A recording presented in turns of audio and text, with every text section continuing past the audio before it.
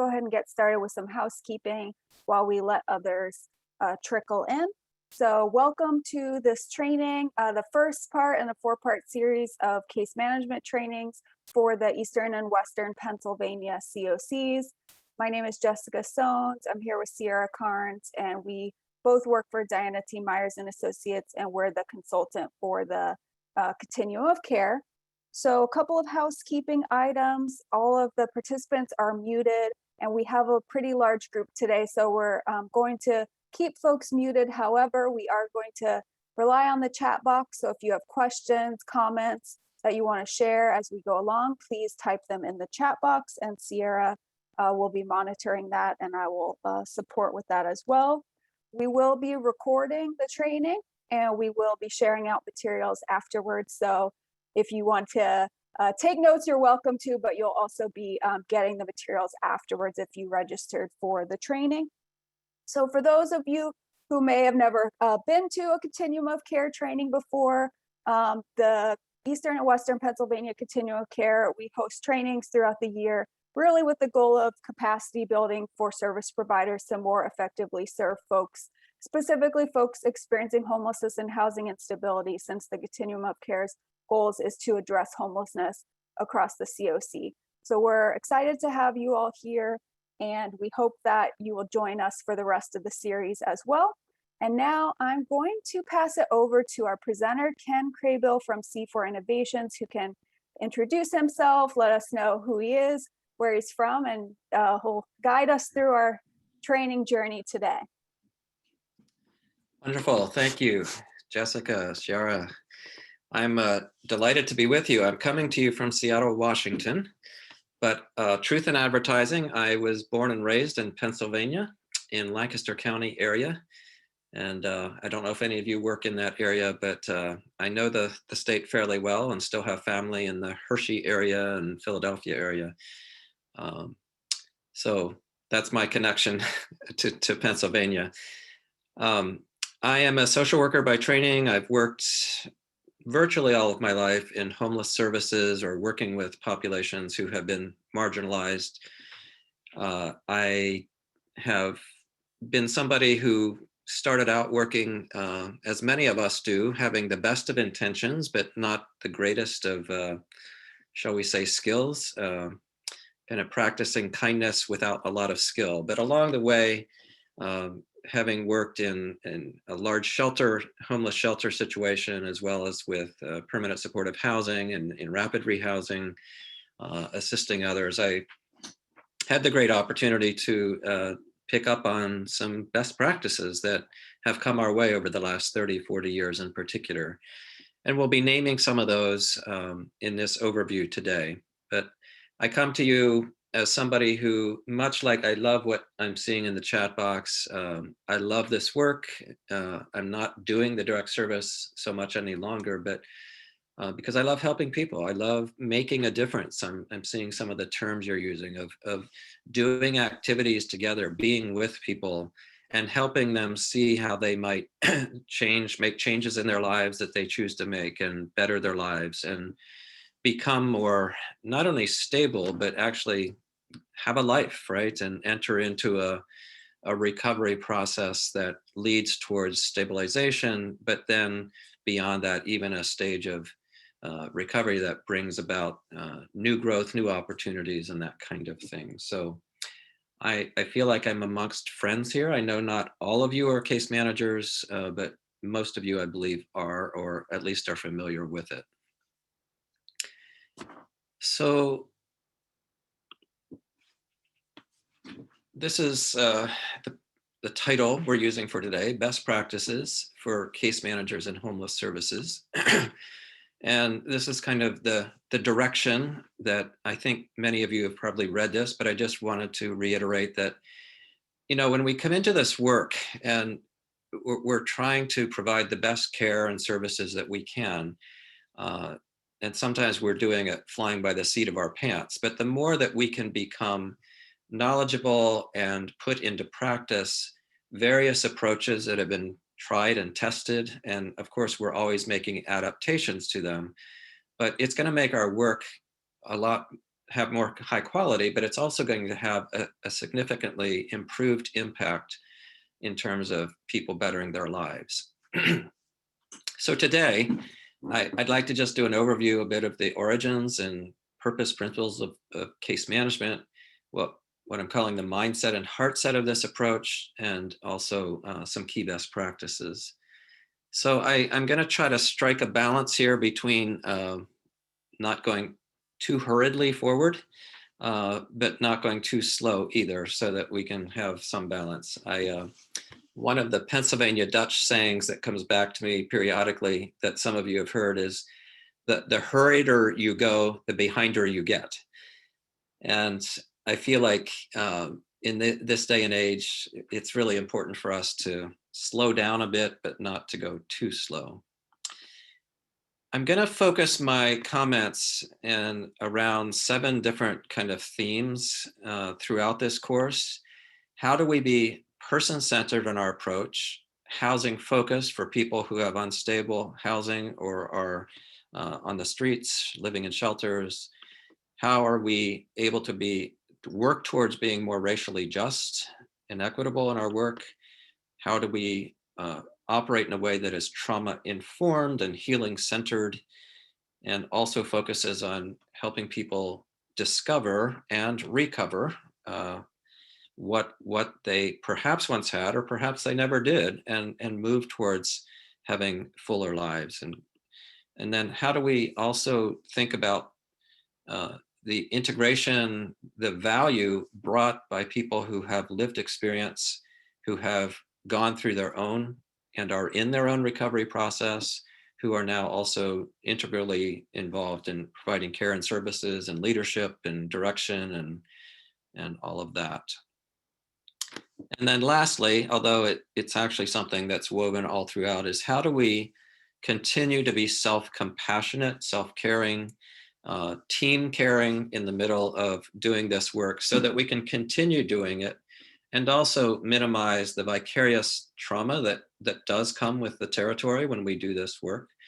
So if you're looking for a mantra of some sort, here's one I offer you: being person-centered, housing-focused, racially just, trauma-informed, recovery-oriented, peer-integrated, and self-compassionate. All right. For the series of 4 trainings, these are the learning objectives that I've developed. Particularly for today, we're going to focus in on a number of things, including these 4 elements of the mindset and heart set of best practices. Those of you who know motivational interviewing already know that I ripped off that phrase, mindset and heart set, from MI. And I did it very intentionally because I think it provides the relational foundation for all of the work that we do, and we'll get to that. So a number of you said, I love to help people. And it begs the question of, what does it mean to help? And for the moment, we're not going to get deeply into that, but I bring this up in part because one of the things we know, that in order to be helpful to others, we have to be helpful to ourselves. We have to practice a sense of consideration and boundary keeping and openness and having joy in our lives and being lovingly kindful to ourselves in order to continue doing this work. I worked in a large downtown shelter in Seattle for 18 plus years. And I just so much remember in that process of moving in and out of these periods of saying, you know, what am I doing here? How am I even being helpful at all? And then there were other moments when it was like, oh, wow, this is so exhilarating. I'm seeing this person make a change. I feel like I'm growing. And it was sort of this back and forth and this roller coaster ride. And but in the midst of it all, I think what helps sustain me is not only my own self-care, but also the community that I surrounded myself with, of people who both got what I was doing in my work and also were appreciative and affirming of it, but also in just having a life outside of work. And so I'm guessing a lot of this resonates with all of you. So I'm in the with that intention in mind of being self-compassionate, I'm going to invite you to breathe. I get it. You're already breathing. But as you probably all know, our breathing is something that we can use to self-regulate our own bodies. And it's something that we can help to both relax us and as well as invigorate us. And so I'm not going to go into a lengthy exercise here, but I do have a self-guided exercise that I'm going to invite you into, and we'll do it for about 45 seconds to a minute. The idea, very simply, and by the way, if doing an exercise like this isn't for you, you're more than welcome to just obviously not do it or bow out for the moment. I know that different things work for some people more than others, but in this case, if it does work for you, I'll invite you to take, a series of gentle, deep breaths for a count of 4. So not super deep, but deeper than what your normal breathing is. And then slowly breathe out for a count of 6. And the reason for this is because we know biologically that when we're breathing out, that's when the relaxation kind of mechanism takes over more so than when we're breathing in. And then just ask you to repeat this as many times as you can within the time we have allotted. So I'm going to go silent. I'll call you back in about 45 minutes. No, 45 seconds. And just invite you into your own way of breathing and relaxing and coming into the presence of this webcast as best you can, physically and mentally.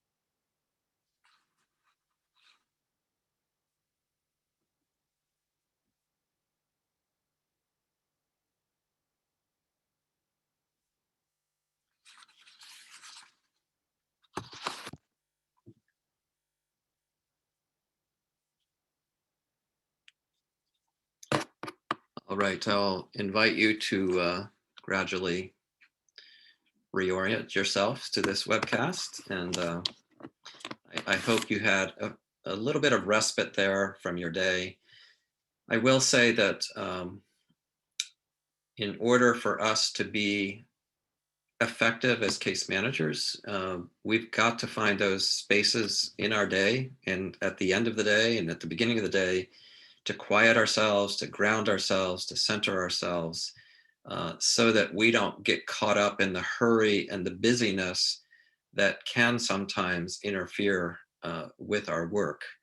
I'm reminded of somebody, you may know the Trappist monk, the name Thomas Merton, somebody who actually wrote quite a bit back in the 1960s. And but he was writing a letter to a young activist, and it really to people like yourselves out in the world doing really good work. And he sent this sort of sense of commending this young man for all of the wonderful work he was doing to work to help improve people's lives, for social justice, for all of these things. And he also sent out kind of a word of caution to this young man in this letter. And he said, and I'm paraphrasing, but be careful about getting caught up in all of the hurry and the busyness and the frenzied helping that sometimes occurs in our work environments. That he said that what happens is when we get sort of caught up in too many sort of competing and overlapping activities, even though they're all for the intention of doing good, that they can actually become a source of innate violence in our lives. That really caught my attention when I first read that. And then I said, oh no, that's not me.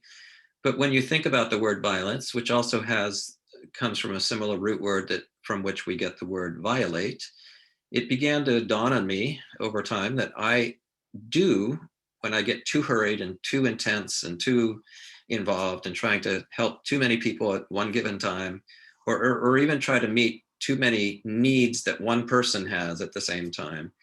That I begin to violate who I want to be, how I want to be present to the person, how well I might listen to the person, how I might interject my own stuff, my own goals on people rather than elicit theirs and this kind of thing. So to the extent that that might or might not relate to your experience, I offer that.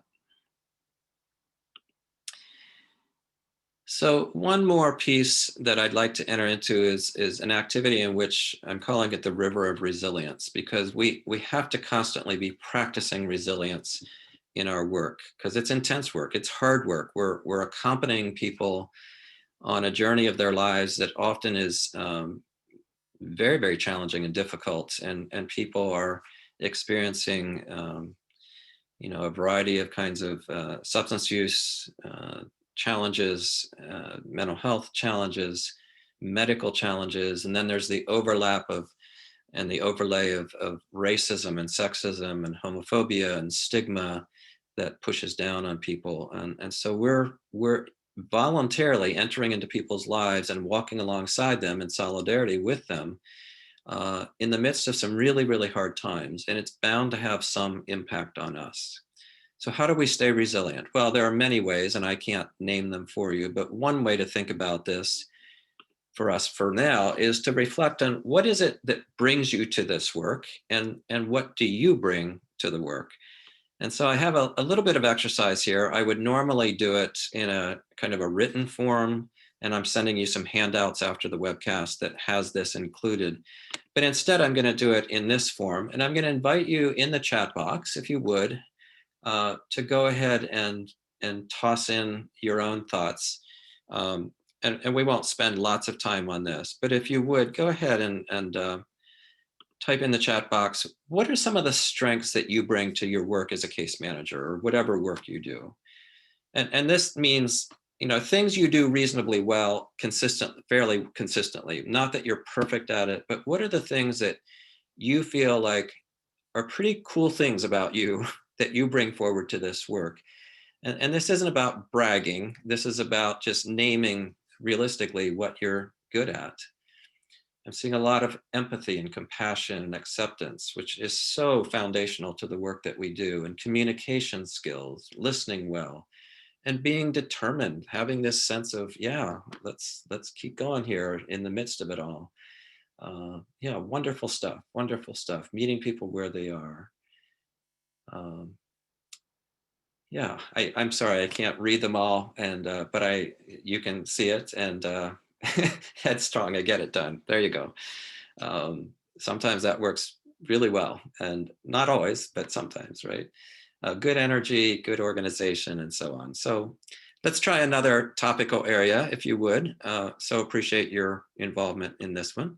What are some of the core values that you bring towards this work? So this is maybe looking a little more deeply in your life and saying, okay, what are the things that are most important to me, or things that when I reflect on my life, I want to be sure I'm living out as best as possible this value.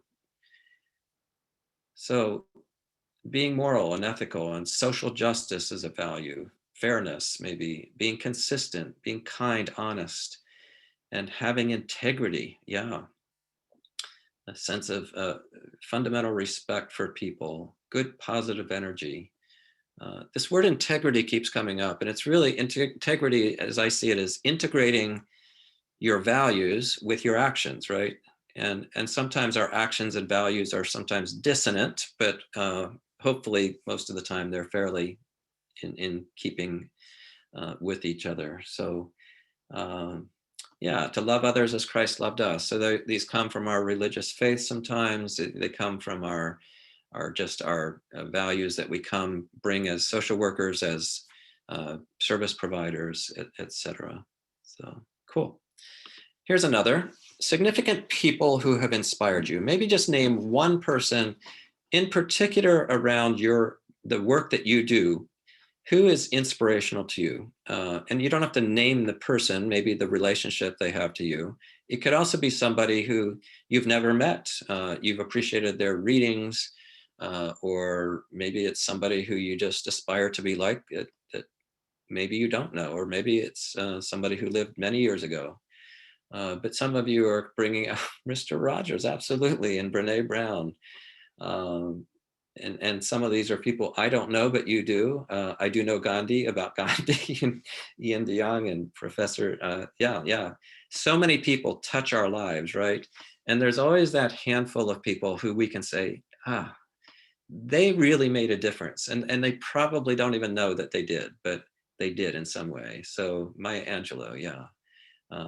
Brian Stevenson, absolutely. And a lot of people close to us. So thank you for that. Again, these are all things that we can hearken back to and say, oh, okay, this is what I bring to the work. These are my core values. These are people I'm really relying upon to continue to inspire me, or they have. What about this one? And again, this is not intended to be a trigger for anyone, but what's maybe a challenge you faced in life that has been hard and difficult to get through, and maybe you're still in an active or involved in a recovery process, but at the same time you found that it's created in you some renewed or new strengths, and we sometimes call this post-traumatic growth. And it's adversity of a variety of kinds. It might be the death of a loved one. It might be childhood trauma that you have experienced or witnessed. It might be, being a victim yourself, being a teen parent, living with chronic pain, divorce, abuse, yep. All of these things, cancer, stage 4 cancer, And so it's addictions, it's mental health challenges, it's physical health challenges, it's communal challenges, it's racism, it's sexism, all of these things. And we continue in that process, but they've also made us better people. And I think, whether or not you're declared as a peer, a certified peer specialist or not, we all have life experiences at some level that have often made us stronger. And I think it's worth acknowledging those.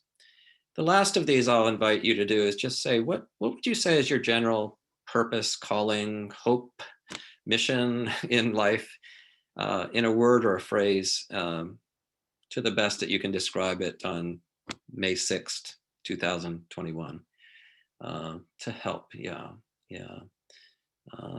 self-growth and helping others, empowering others, modeling others, this sense of being present to people in a way of, I like to say, to create the conditions under which other people can grow and discover their own strengths and their own goals and their own motivation to be there and to be inspirational. I really like that. You can't come up to somebody and say, hey, I'm going to inspire you now, but it's how we are, and our approach and our tone of voice and our language and our attitudes that are inspirational for people. All right, thank you so much. I so appreciate this, and I'm going to move us on for the moment. I know, there are many, many ways of defining case management, and of course, case management takes on many different kind of roles and responsibilities depending on the setting you're working in. Some people are medical case managers, psychiatric case managers, homeless, housing case managers, and so on. But just to give some brief kind of general descriptions that these help ground us as well. We're talking about a collaborative process in which we partner with the individual or family with whom we're engaged in care. And it's a process that involves some assessing what's going on, of doing some planning, hopefully together, of where you might be headed, helping to facilitate, make things easier for the person in moving through these various systems and changes, coordinating care, evaluating how things are going, advocating for people beyond, to ensure that people in other systems are actually acting in a user-friendly way for the person. And the last piece of this is really to meet people's holistic needs. And I'm going to talk in a moment about what do we mean by holistic care.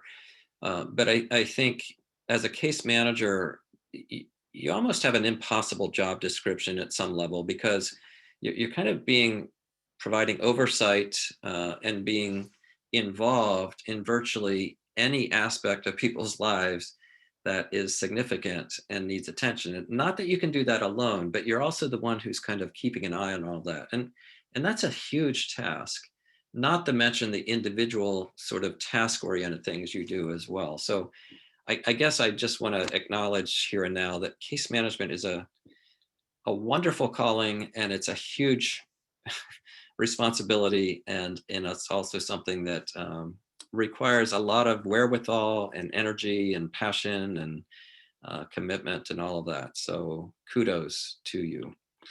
Another definition: a means for improving people's health and well-being and promoting a sense of autonomous behavior. I shy away personally from the word self-sufficiency because I think it's a bit overstated. I don't know anybody who's self-sufficient. I'm not.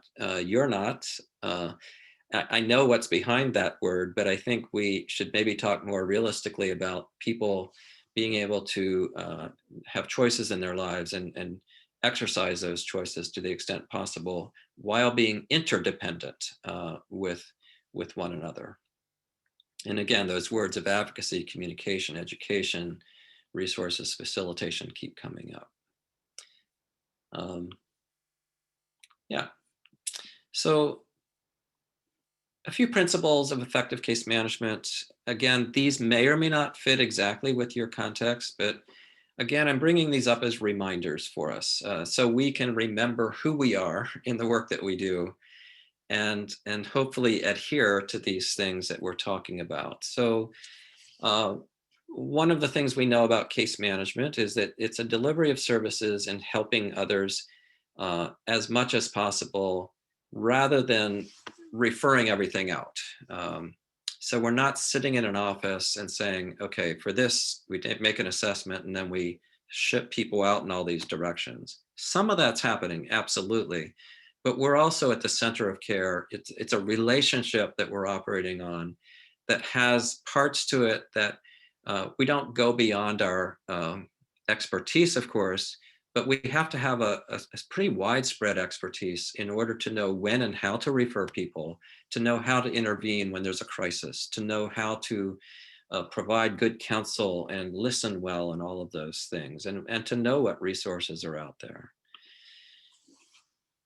We also want to link people with natural community resources. And any of you who know the critical time intervention model of case management know that this is central to that model, that we're linking people not only with professional people who are being paid to care, but also with landlords and employers, but also teachers, art clubs, people at the library, maybe on a church situation or a mosque or a synagogue, or maybe somebody who is involved in sports or athletics, anywhere that people can connect and create kind of relationships with other resources in the community. Maybe it's somebody at the bank or somebody at the grocery store or the bodega down the street, whatever.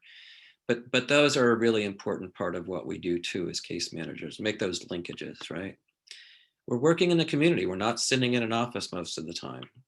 We're also involved in both individual and team case management oftentimes. I know for myself, I grew up in an era when I was kind of the sole, seen as, well, all of us as case managers were sort of solely responsible for our caseload. And there's something deceptive about that. I mean, it makes you feel important, but it also can give you a messiah complex, like I'm the one involved in all of this. And it just never works, right? Because we need other people to come onto the team. So, there are lots of team models of case management at an intensive level in particular that bring in all kinds of people, housing specialists, peers, medical folks, and psychiatric specialists and substance use specialists and so on and so forth.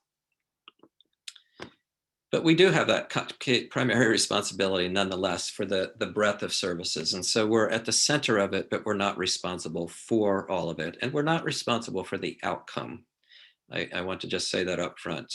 We can't make the outcome happen, but what we can do is create the conditions and create the resources or connect people with the resources that give them the best possible opportunity to be successful in wherever they're headed in their lives. But as soon as we get caught up in feeling like we're responsible for the outcome, we are setting ourselves up for a trap that will create a sense of failure oftentimes, or grandiosity on the other hand. The cool thing about case managers is what's most important is that you're a good human being and not a perfect human being. You don't have to have, we don't have to have all kinds of extraordinary education or degrees. That stuff can help.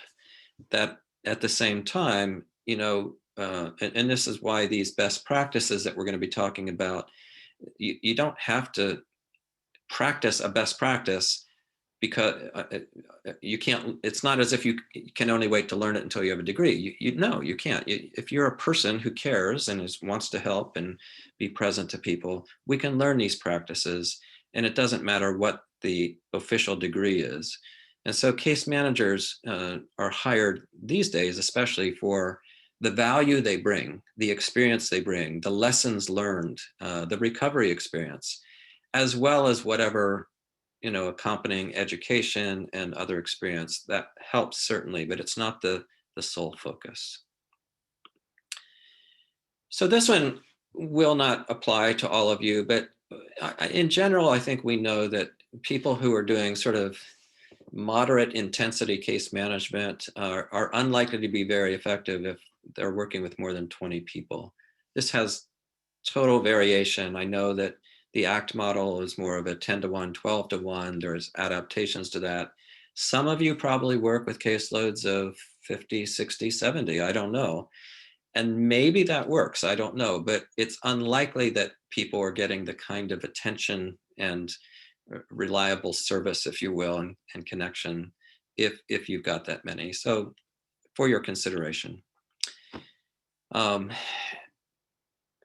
So this is a controversial one in some ways, because yes, it should be time unlimited, in that there should always be an assurance that people are receiving some care and services from someone if that's needed.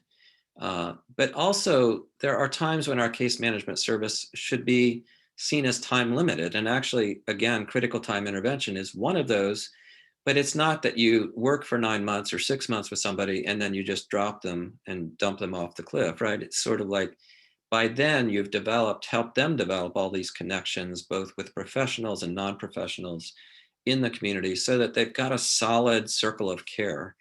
And then we can let go, we can back away. And again, this is all dependent on your circumstance, but I invite anything in the chat box that anybody wants to say about this, or questions perhaps. So here's another one that's interesting. People, particularly people who have intense needs and are really struggling in their lives. We all need to have access to some familiar support that's available 24/7. And that's not to say you need to be available to them 24/7. In fact, that would be actually not good. But maybe it's to a team, or maybe it's to a recognition of who they can turn to, maybe a family member. It's a team of people. But recognizing that people, we all are interconnected, and we all need to have that sense of security, knowledge, understanding that there's somebody we can turn to virtually all times of the day. And part of our role as case managers to ensure that can happen. We should absolutely foster choice in all ways that we can possibly do. The fact is that people already have autonomy. It's not like we grant autonomy to people. That's delusional, I think, thinking. We can't control people. We can't change people. But again, I'll come back to this notion of what we can do is create the conditions, much like we do when we plant a seed. We can't make a seed grow, but we can create the conditions under which that seed is more likely to grow and thrive and blossom and produce fruit and that kind of thing. So obviously offering choice points for people for whom there are limited choices is still really, really critical. But recognizing that in the long run, people will make their choices for themselves. And our goal is to make a difference, not to pretend like we can change them per se. So again, just as an overview, a few models. I'm not going to necessarily go into these in great detail, but this is kind of how different people have kind of categorized different case management models. The broker model, I'll talk about in a minute. The clinical case management model are ones that these days have, direct, well, the broker model actually, in its purest sense, has no client contact. It's actually sitting in a desk shuffling paperwork and shuffling cases. But the clinical case management model, or clinical, or just direct service case management model, is certainly kind of a standard care model that looks different in different places. And then you have these more intensive ones that are evidence-based practices in most cases. ACT, assertive community treatment. Some of you are on those teams, perhaps, or intensive, and there the ACT teams or ACT teams are often that very with the most intensely people who have the most intense needs, and it's usually a 1-10 or 1-12 kind of ratio. Intensive case management tends to be more around the 1-20, 1-25. The critical time intervention, I'll send you some materials about this if you're not familiar for reading, but this is a time-limited case management effort that takes place during that critical time when someone is leaving the streets or an institution and moving to housing. And it's during that time when there's an offering of care that it goes from very intense initially in the first few months and then decreases in intensity as the person becomes more acclimated to their new living environment. And then we have rehab models that we can talk about. All right, moving on. What are the roles you play? Again, in the chat box, would you offer up just in a word, what kind of hats do you wear? Maybe is a better way to ask it. What hats do you wear? And here I'm thinking about, in general, not real specific, but yeah, you're a jack of all trades. Yeah. What are some of those trades, if you will? Well, some of you do intake, or you're in housing, or you're in food for people with food insecurity, right? You're connecting people with housing and community resources. You become involved in people in reentry, I'm presuming from incarceration there, maybe not, but goal planning. Yeah, you're a housing director. You do coordinated entry, that's part of our system, right? And supportive housing. And just to cue you a little bit more where I was maybe heading with this was, we also are doing all of these things, right? In the midst of our intake and our coordinated entry work and working alongside people and providing transportation. So it really is a jack of all trades. And we can't always do all of these things, but we kind of want to do a little bit of all of these things reasonably well, right? Because this is part of the whole person care approach that we're thinking about. So just for the purpose of reminding us that what we do does make a difference, and there's some outcome research that shows that. Again, it's fairly general here, what I'm offering you, but we know that as a result of your working with people, that not everybody, but many people do reduce or stop using substances. Their psychiatric symptoms are reduced and they do feel more at home in their bodies, minds, and spirits. People do tend to be more connected with other people, which is a very important part of healing, right? We know that they increase their use of certain vaccines, and we could apply this to today. I would hope that given all the sort of the stuff around vaccines, we would hope that people would take measures, including getting vaccinated, to reduce the risk of COVID and this kind of thing. So we know that these things make a difference. People practice safer sex and all of these kinds of things. We also know that service utilization, which administrators and organizations are concerned about, certainly, not exclusively, but we know that people go to the ER, ED less. They don't stay as long in the hospital if they have somebody like yourself. They do end up getting into substance use treatment more readily with your help.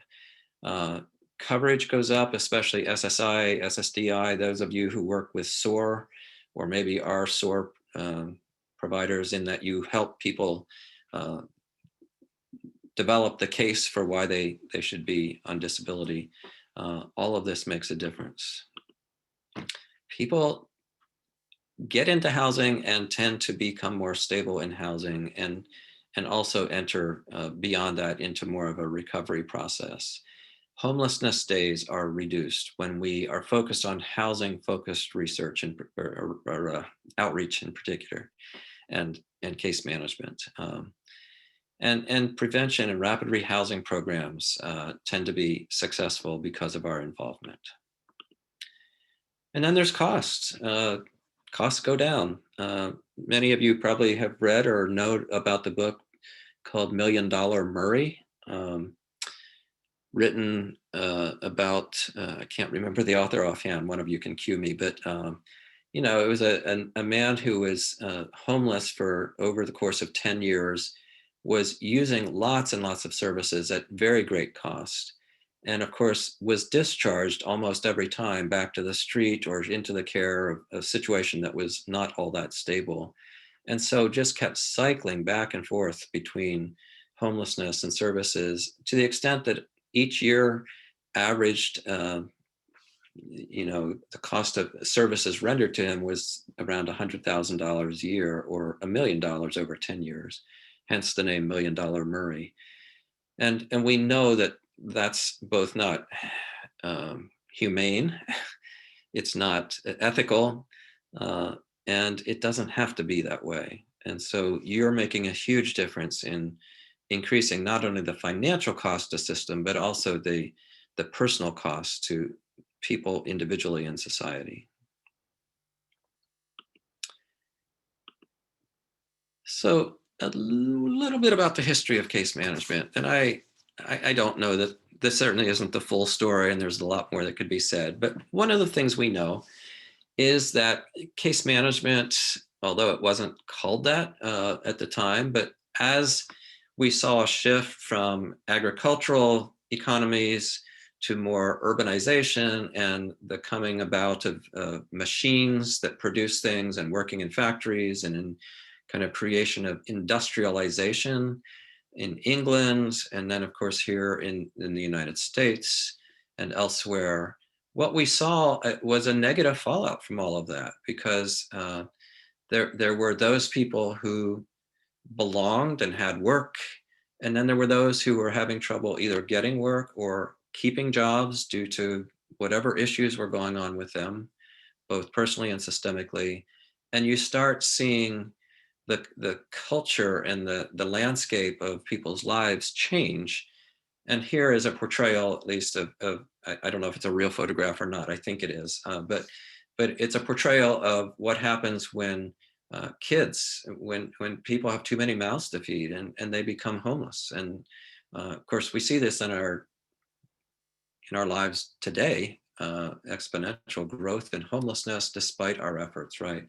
So there's always a cost to these changes in society. And what emerged during that time was people who started stepping forward and saying, hey, we've got to do something here to help these kids in this place, right, in this situation.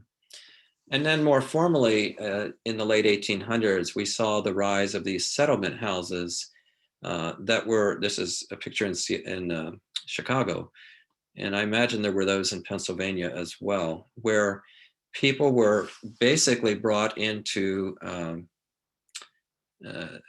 large living areas. I don't think it was shelter as some of us have seen it, like a mat on the floor, but it was kind of congregate living, where people could pool resources and learn from one another, and then work together to hopefully become more independent in their gain of wealth and whatnot. And these charity houses, these settlement houses, had social work types who were coming in and working with families and developing a caseload, if you will. And then we really saw the kind of surging of case management that came along with the deinstitutionalization movement that happened in the mental health world. This is a real picture that I took in West Virginia of the Trans-Allegheny Lunatic Asylum. Thankfully, it's no longer operating, but many of these places warehouse people and did some good, but also did a lot of harm for people. And so I think all of you know the history of people being discharged from these institutions to a well-meaning but underfunded and under-ready system of care for them. And homelessness really took off in this era of time and has continued. Malcolm Gladwell, thank you for that, Angelina. Appreciate that. His is one of those names I just can't remember so many times. All right, so what's in a name? I'll just say that when case management first started, it actually was in many cases one of those models in which a person was sitting in an office with case files in a building, and they were taking all these files and then they were managing them and helping to give them to different people to go be helpful and whatnot. And so for some time, and I think where case management got its name was it was somebody sitting in an office, never seeing clients or people, but shuffling cases and files. And so the term case management fits perfectly, I think, with that model. However, as you all know, it has become now more of a clinical model, a direct service model. And with that, some people have begun to question the term case management because there's something about the term that isn't all that person-centered, shall we say. I mean, who wants to be referred to as a case? Who wants to be managed? That kind of thing. And I know we use it so often we don't think about it, but there are other terms that have been emerging. And I'm curious, what are the ones that you know of or have been using for yourselves, perhaps? Instead of calling yourselves case managers, what are other kinds of titles that are being given that are a little more person-centered, a little more descriptive of the reality of what you do? So a care navigator, navigation is a great term, an advocate, a partner, applying that exactly. And yeah, Chelsea, I think it's worth making that switch because I just think that language matters, right? And so it's time, I believe, although not everyone will, but a community engagement specialist, yeah. And I'll just list a few more that you've already mentioned here. But they often involve the term advocacy, facilitation, coordination, navigation. In Australia, in Brisbane, they call these folks planned support specialists, right? Or recovery support specialists. And you don't have to be a person in recovery. You don't have to be a peer to be a recovery support specialist, although that's often the case. But aren't we all, hopefully, supporting people in their process of recovery? And of course, there are others that we can make up and use. And community engagement specialist, I see here. Yeah, social work. Yeah, all of these things. So again, I'm just bringing this up because as things evolve, I think it might be time to shift more towards other kinds of ways of conceptualizing who we are, but also we call ourselves things and clients hear it. And I think a client's going to respond much differently to saying, I'm your case manager, which who knows what they think that means, to, hi, I'm here as a care navigator or a care coordinator. And of course it means more than that, but that's more in line with, I think, what we're doing. All right. So what I'd like to do is just go back to that sort of idea of whole person care or meeting people's holistic needs. And in doing so, I'd like to just say a wee bit more about what we mean by whole person care. And I'm going to go through this fairly briefly, but we're talking about people's biopsychosocial, spiritual, communal life. Um, and we know that people don't live in isolation. They have a context around them. And so not only are we often working with individuals, but we're wanting to be aware of what the surroundings, what our buildings, what our structures look like. Are they trauma informed in the way they're structured? Do people get a friendly welcome at the front door? Are people being talked with in a way that utilizes person-centered, recovery-oriented kind of language, maybe using motivational interviewing? Are we looking at the communities in which people are living and helping people navigate that and understand that discharging somebody who's trying to cut down or stop using substances back to their old community is not going to be likely a great call for them in many cases. And then also knowing that health and well-being is impacted by cultural attitudes and beliefs that you and I bring forward, that our systems bring forward.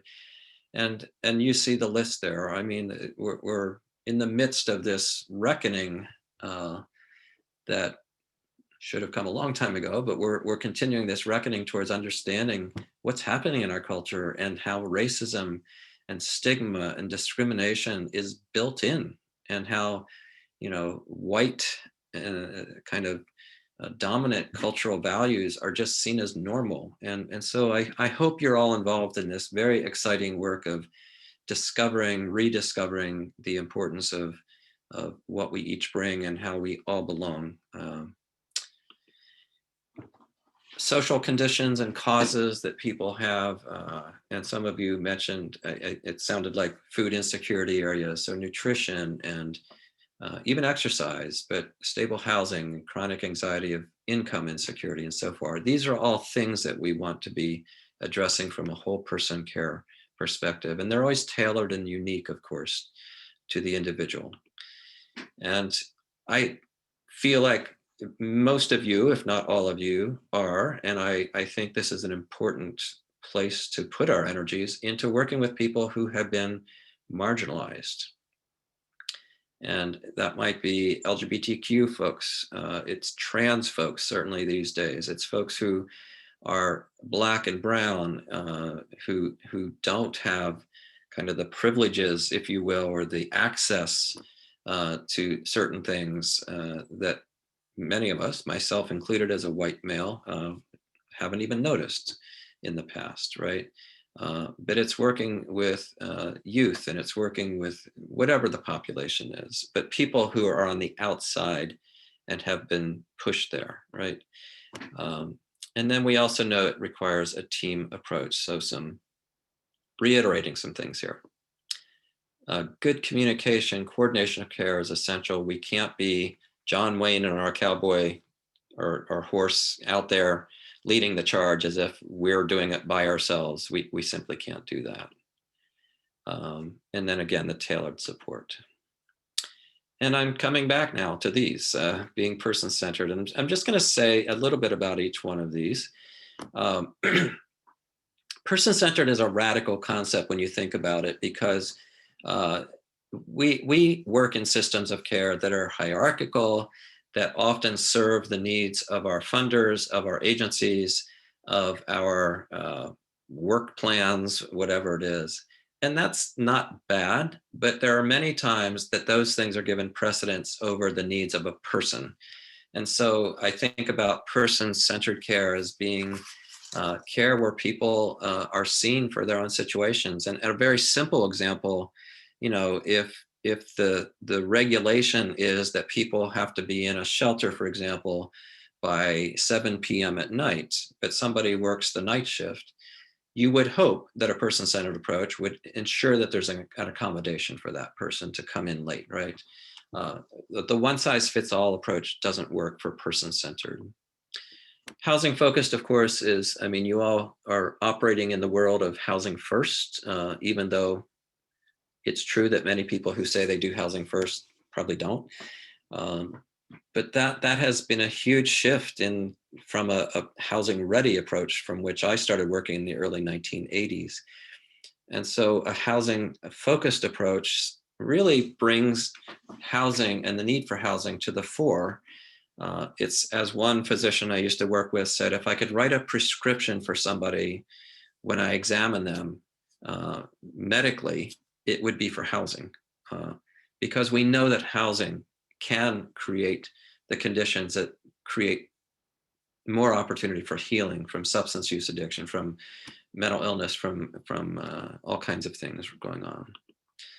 Again, a racially just approach. I hope that you're thinking about and weaving into your own thinking and the way you deliver services, the way you think about people, the attitudes that you have, a greater understanding of how racial injustice permeates the life of this country, and how we can do some moving towards a more racially equitable way of doing services. Trauma informed, we'll spend some time in greater detail about this, but this idea that not only do we need to be informed about the impact of trauma, although that's critically important, but we also need to be oriented towards being healing centered, a term I'm borrowing, in terms of helping people move towards a greater sense of wholeness, which is where you get the root word healing. And alongside that, being recovery oriented, this idea that people, we're all in recovery from something. I do believe we're all addicted to something, unhealthy relationships or attachments to things. But that said, the recovery here we're talking about is people whose lives have been upended by whether it's substances or mental illness or physical issues or more. The peer integrated piece is, I do think, one of the most impactful practices or movements that has taken place over the last 40 years in our work, is the recognition that, especially in the mental health community, that people with lived experience can and do recover, mental illness can and do recover. And it doesn't mean the illness goes away completely, but they live with that illness while contributing in so many wonderful ways. And it's really not an us and them again. We're all kind of mentally ill at some level, right? But I'm again talking about some of those really major, impactful, serious, and persistent mental illnesses that we often encounter. And then the self-compassionate piece, which I've said a bit about already. So in the chat box, very curious, what are some of the best practices that have emerged over the last 30, 40 years, especially in the homelessness, housing arena? What are some of the things that you know of, and name them in whatever way you want? I mean, I'll give an example, though. I'm thinking like Housing First is a good example of a best practice that has emerged. But there's also other kind of approaches that we have a name for that have emerged, some of which I've already named already. But yeah, motivational interviewing, absolutely. Came along in the early 90s, has been huge, right? Trauma-informed approaches, absolutely. Those, in fact, are the two probably most prominent best practices that I have been asked to train on and I've seen people request. But there's more. What else? Engagement with landlords, absolutely. So critical, right? So people can have better communication and we can ward off crises. Housing First added to all of that. A strengths-based approach, yeah. We kind of, the norm used to be very deficit-based, and now we talk about not either or, but it's both deficits. We want to acknowledge those, but you're really leaning heavily towards the strengths piece and strengthening people's strengths. Fair housing, yeah, what it means to know the laws and know that you're getting and being treated fairly. And mediation, absolutely, a huge part of this. And diversion, yeah, with mediation, so that people aren't ending up in more costly or restrictive facilities, right? Individualized and directed services, definitely, yeah. So again, just to name some of these, and you can add more as you wish. Many of these you'll be familiar with, I'm sure, but assertive outreach and engagement is really critical. I do know that in the history of the substance use treatment field, there was always this sense that people had to hit bottom and then they had to come and ask for help. And so there wasn't really a conception of going out and engaging with people, getting to know them. And I worked within this model, and it was sort of, what? You get to know them as a human being? It was really the sense that they have to come to us and be ready for change. And that has shifted entirely in using more assertive outreach and engagement. Flexible, low demand services. So this idea that there are some people for whom certainly some situations they're not going to come in for services. And I think a good example of that is probably the transitional housing movement. And there's a place for that, but there was a time when we thought everybody had to go through transitional housing, which was somewhat lower demand than actual housing. But it was also something that was mandated and seen as absolutely necessary.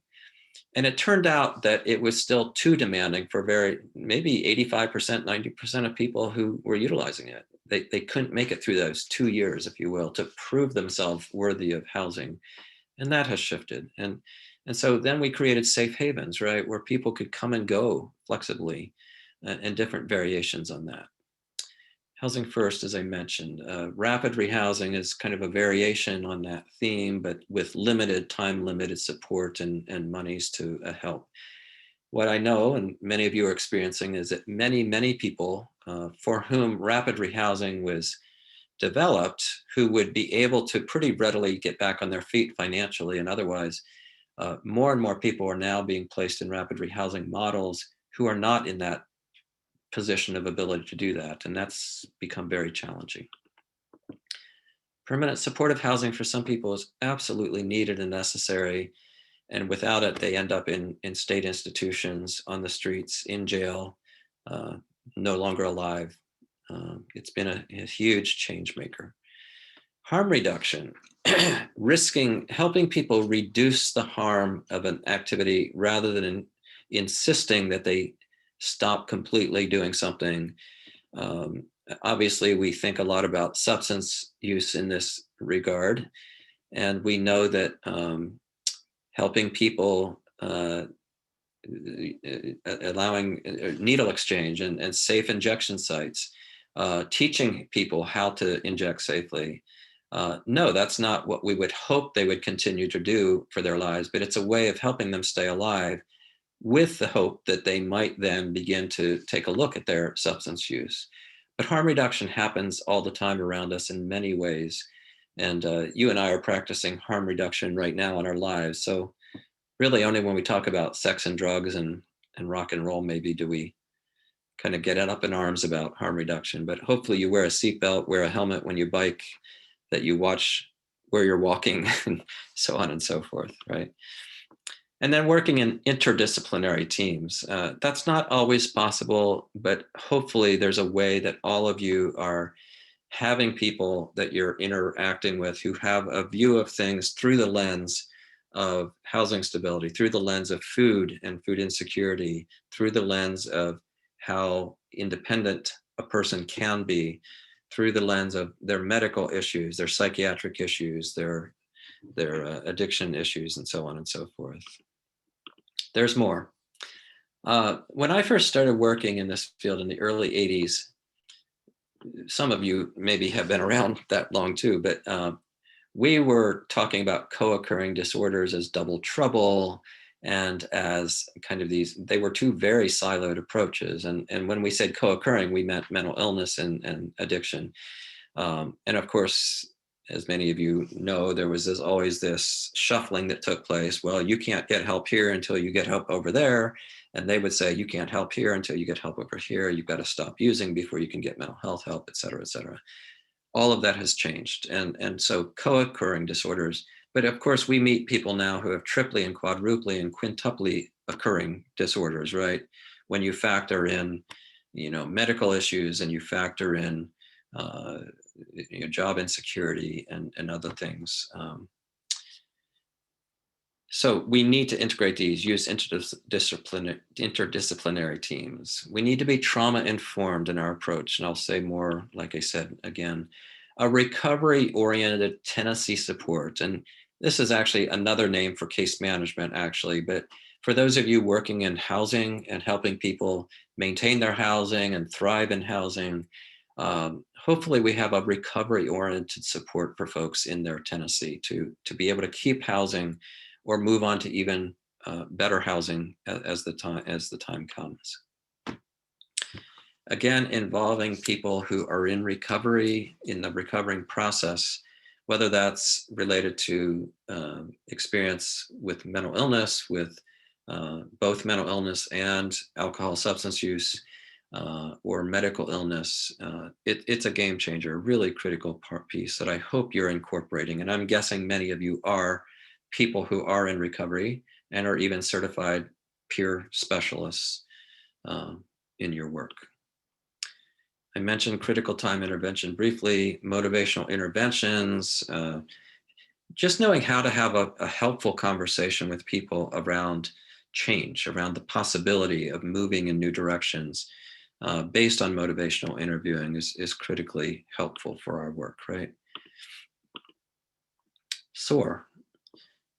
If anybody can write in the chat box what SOAR stands for, you get an extra prize today. I always have to look it up. That's why I'm asking you to, but I actually do know what it means now. But anybody know what SOAR stands for? Maybe not. I told you I know what it stands for, but now I can't find it. I wrote it down somewhere, but it's basically SSS. Okay, thank you, Chris. You rescued us. SSI, SSDI, outreach and recovery. It's really working with people to develop a case for disability and help them move in that direction. Yeah, access and recovery. Anyway, we know what we're talking about, right? Supported employment is something that, again, when I started out, we would have never thought even of doing that. But so many people, regardless of the conditions they're living with, do want to work, make some money, or even volunteer to contribute, to make a difference in their own way in people's lives. And so how do we support people? And so supported employment is a particular approach that creates a nice connection between employers and employees, and a recognition that people who are entering into some of these positions might need some extra support from both a case manager as well as from the person who is employing them. Self-help programs are helpful, AA, NA, lots of anonymous programs, but others too. Prevention, again, I put it here, it's a difficult challenge, but certainly even with the new monies coming for families who are low income that will give them extra money each month is a huge prevention effort from the federal government to prevent them from falling into homelessness or being able to prevent them from going hungry, that kind of thing. Practicing with cultural humility and is huge, and self-care and team care and supervision supports. I see we have about 5 minutes, so the last I'll put here is training and implementation. So to put it another way, what we really want to be able to do is help people move from this to having a clean, decent living space in which they can begin to reflect on their lives, right?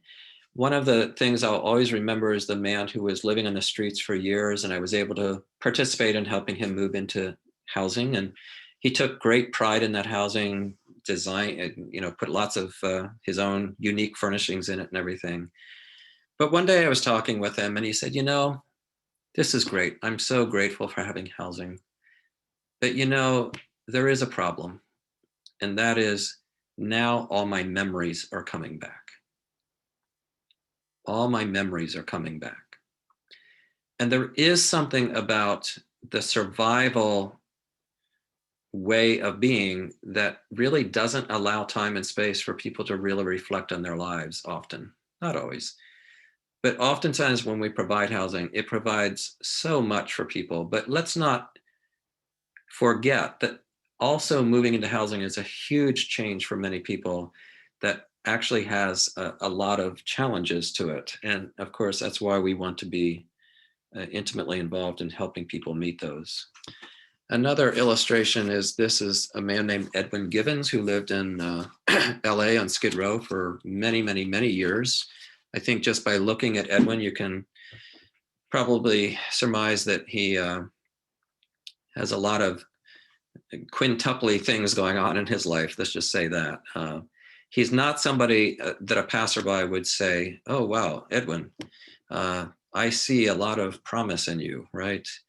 And yet this is Edwin today. This is him after having gone through a lot of change and seeking help and moving into housing first, and asking to go to detox and stopping drinking, getting mental health treatment, improving his health. But these are the images that I think are also so compelling for us, right? And I hope that perhaps you have images like that in your life, maybe not this dramatic, but somewhere along the pathway to this sense of being able to see people make transformation in their lives. And so I'm going to end with what we started with. What do you like about doing this work?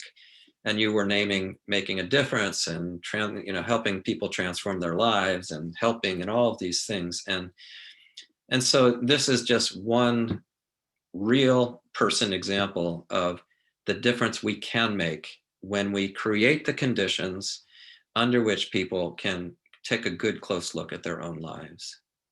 So I think I will just simply end there and allow maybe 1 minute or two to make a comment or question if you wish. Otherwise, I will look forward to seeing you in just under 2 weeks, I believe. So thank you all for your presence here today. Thank you, Ken. Thank you, everyone, for joining. And we posted the links in the chat if you're a CoC member, specifically a CoC grantee, to log your attendance. And hopefully we'll see you all back here in just about 2 weeks. We will be sending out the materials in a couple of days turnaround time for those who registered for today. So thank you again, Ken, and thank you everyone for joining. You're very welcome.